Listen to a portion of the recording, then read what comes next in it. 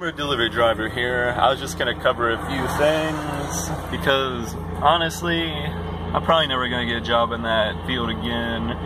First, in regards to money, this is one thing most people are curious about. A lot of drivers are like, "Oh man, look how much money I'm making," but you realize you're like selling your cars for money. Think of it like that, because each time you go on delivery, you're basically wearing it down in exchange for money. Eventually, it's gonna need replaced entirely. Maybe.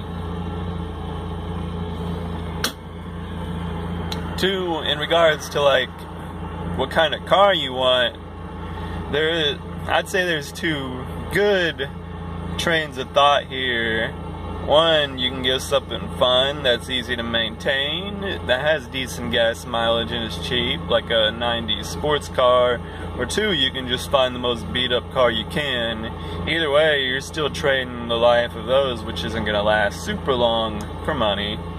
Three, there's one, it's actually quite easy to never deliver again. Basically how that happens is if you get 2 tickets, you're probably never going to get hired by any place ever again, which is what happened to me. So basically I'm going to find an actual career now instead of use this cash to fund projects and such. For a lot of, basically there's a lot of delivery places out there, but they always expect you to make food, wash dishes, take out the trash and such. In regards to day versus night shift, basically day shift it's more like gambling, because like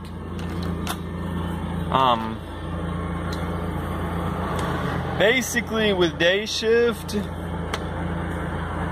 there's more businesses, and businesses have a higher chance to tip really high. Most of the time they won't.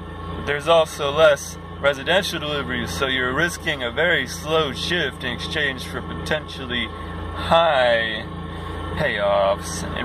And what the opposite is on night shift, you get more residentials. Those are very random too. Some days you might have nobody tip you, other days you might have somebody tip you, and people are very easy to offend these days. And honestly, if you can't handle being talked down to or treated like shit, just don't take a fucking night shift. The main reason I quit is fucking person never tipped me, or this business never tipped me, and I heard them say, "Ooh, don't tip him or else he'll expect a tip every time." They order like maybe $40 to $50 of food every time. So I just popped off. I ain't gonna do that shit. But the moment I quit my job, because I didn't want to deal with that again, I found out my 2 speeding tickets that I incurred while on the job at this pizza place have resulted in me being unable to get another delivery job for probably the next 8 years. So I'm out of that field. In regards to like the car question earlier, here's what you should be looking for in terms of like a sportier car.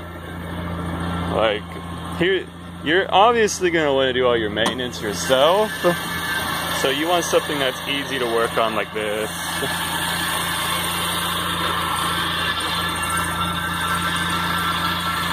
See, the oil filter is right down there, so I could literally do an oil change about instantly. Yeah.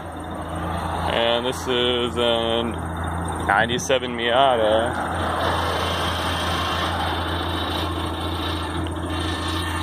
So basically, that's about it. If you have any questions, ask in the comments. But it's my experience being a pizza delivery driver.